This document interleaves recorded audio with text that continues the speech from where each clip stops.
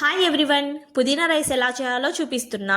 First rice ఉడికించి అన్నం చల్లార్చి రెడీగా ఉంచుకోవాలి.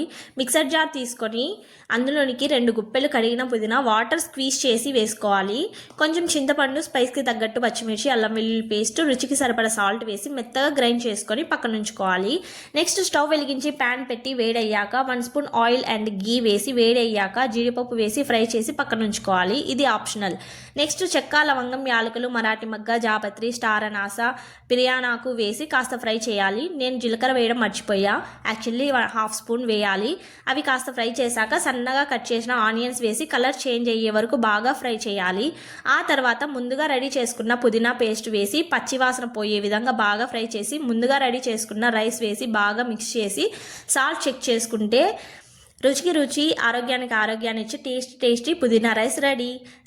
ఈ రైస్ రెసిపీని లెఫ్ట్ ఓవర్ రైస్తో కూడా చేసుకోవచ్చు. టేస్ట్ అయితే చాలా బాగుంటుంది. రైస్ అండ్ పుదీనా పేస్ట్ రెడీగా ఉంచుకుంటే 2 మినిట్స్లో అయిపోతుంది. పుదీనా ఫ్లేవర్ నచ్చని వాళ్ళకు కూడా ఇలా చేసి పెడితే లొట్టలు వేసుకొని మరీ తింటారు.